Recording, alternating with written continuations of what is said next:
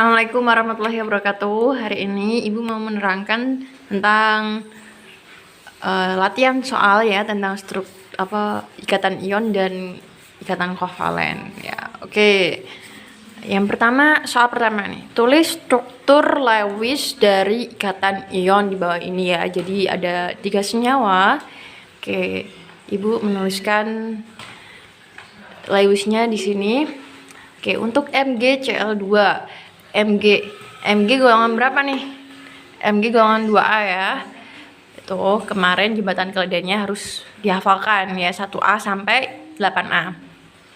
Oke, karena Mg 2A dan mengikat di sini Cl-nya ada 2 ya. Berarti 2A ya. Berarti Mg-nya kan golongan dotnya kita tulis 2 di sini dan masing-masing mengikat Cl-nya juga ada 2 ya di sini. Nah, kasih seperti ini masing-masing. Nah, Cl kan golongan 7, punya 7 dotnya, ini ada 7 dipakai untuk berikatan 1 di sini ya. Berarti kita tulis sisanya 6 di sini kayak itu. Jadi Cl-nya di sini punya 8 dotnya, titiknya ada 8. Di sini juga ada 8. Nah, si Mg-nya ini ada 4. Berarti dia tidak oktet atau menyimpang dari aturan oktet ya. Oke, selanjutnya ada BF3. B golongan berapa nih? Golongan 3A ya. Golongan 3 berarti dotnya ada 3 dan mengikat F-nya ini ada 3 ya. Kita buat titiknya untuk mengikat 3F di bawah ini. Oke, berarti F tadi sama Fajar turun baru ikutan atletik ya. Berarti F golongan berapa? Golongan 7. Punya 7 kepake buat berikatan sama B-nya ini 1, berarti sisanya masih 6 ya. Berarti F-nya ini ada 7, di atas juga punya ada 7, ada 8, di sini juga ada 8, di sini juga ada 8. Nah, B-nya ini atau pusatnya ini cuma ada 6. Nah, ini menyimpang dari aturan oktet. Oke, selanjutnya ada NaI. Halina kawin BCS frustasi ya. Na ini golongan 1A. Punya 1 dibuat berikatan sama I-nya juga ada 1 ya. Berarti di sini I-nya kan 7, biar jadi 8 berarti butuh 1 ya. Nah, butuh 1 dapat dari Na ini. Sehingga I-nya di sini dapat 8, Na-nya melepas 1. Nah, ini dia dapat di sini. Oke. Struktur Lewis dari ikatan kovalen di bawah ini. Ya. Ikatan kovalen penggunaan bersama, artinya penggunaan bersama berarti sama-sama butuh elektronnya ya. Di situ ada H2SO4. Nah, kita gambar atom pusatnya di sini yang jumlahnya 1 ya biasanya ya atom pusatnya. Oke. S. S itu golongan berapa? Golongan 6A ya. Oke, berarti dotnya ada 6. Nah, dotnya ada 6 biar jadi 8 berarti dia butuh 2 lagi ya. Nah, kita kasih di situ biar jadi 8 berarti dia butuh 2. Nah, karena di sini O-nya banyak banget ya, ada 4 ya. Berarti kan nggak mungkin ya kita cuma butuh butuh 2 elektron ya. Jadi ketambahan ada 4 O ya. Berarti kita di sini 1-1. Nah, di sini ada hanya juga. Ini 1-1 di sini. Kita gambar sisanya 1-1 buat untuk berikatan sama U.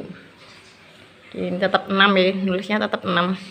Cuma ini disediain 1-1 buat O yang lain ya. Jadi O-nya di sini. Nah, ini ada O-nya. Ini ada O-nya. O-nya kepake 1 berarti dia punya 6 ya, golongan 6. Berarti masih sisa 5 ya kan. Nah, 5 yang satunya ini berikatan sama H ya. H itu dotnya cuma 1. Oke, di sini juga begitu. 6. Nah, ini kepake 5. Nah, ini berarti hanya ini dotnya H yang ini. Nah, yang lainnya O-nya kan masih ada 2 lagi ya.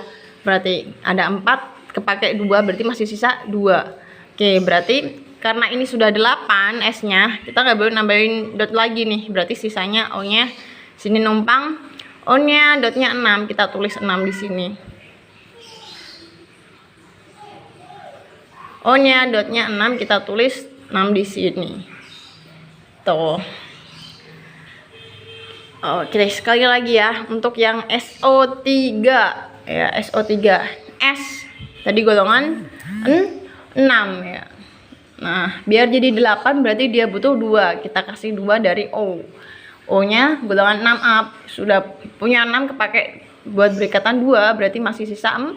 Oke, yang sisanya masih ini yang ini 6, kita tulis 6 dan ini S-nya nggak boleh ketambahan lagi alias O nya yang minta ya. Nah kayak gini nih, jadi kalau digambar ini karena ini double ya, nah kayak gini gambarnya. Oke, tentukan senyawa di bawah ini apakah termasuk kovalen polar atau non polar ya. Nah ini kan ada H2O sama CCl4. Cirinya polar itu kalau ada pasangan elektron bebas ya, PEB. Nah, kalau nonpolar tidak ada PEB ya. Oke. Nah, di sini mana yang nonpolar, H2O atau CCl4 ya. Kita cek aja. Ini atom pusatnya udah pasti yang paling sedikit ya, yaitu O-nya. O6A ya. Berarti dotnya ada 6 dan dia berikatan dengan H-nya ada 2. Berarti kita pasangkan sama H-nya di situ ada 2 ya. Oke, punya 6 kepake 2 buat berikatan sama H, berarti masih sisa 4. Nah, ini disebut dengan pasangan elektron ikatan atau PEI. Ya, pasangan elektron ikatan. Sedangkan yang enggak berikatan sama H ini disebut dengan PEB. Oke, berarti yang ada PEB-nya ini adalah polar. Berarti H2O atau sering kita sebut sebagai air itu adalah polar. Kovalen polar ya. Oke, CCl4. C dotnya golongan 4A ya, berarti dotnya ada 4. Nah, dia mengikat 4C yang lain. Nah, kita pasangin CCl4. Berarti nah, ini semuanya berikatan ya kan, nggak ada PEB-nya. Berarti ini non polar. Nah, ini yang terakhir, mana di bawah ini yang menunjukkan ikatan kovalen koordinasi. Ikatan kovalen koordinasi itu kalau pasangan elektronnya berasal dari salah satunya aja. Nah, misalnya SO3 nih. Mana ini yang merupakan kovalen koordinasi? Yang A, yang B mana? Yang A, B atau C atau yang D.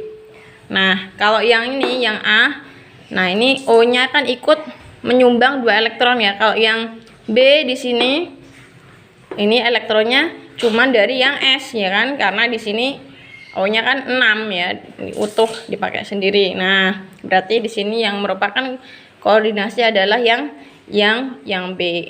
Sama ini juga merupakan koordinasi karena O-nya ini nggak nyumbang, yang nyumbang ini hanya si S, yang dot titiknya ini ada 6, yang berwarna biru ini punyanya S. Oke. Kemudian apa sih bedanya senyawa ionik atau ikatan ionik dengan ikatan kovalen? Kalau senyawa ionik, cairan atau leburannya itu dan larutannya bisa menghantarkan listrik ya. Kalau kovalen cuma ikatan polar aja yang bisa menghantarkan listrik. Terus titik leleh untuk senyawa ionik itu tinggi, titik leleh sama titik didihnya tinggi.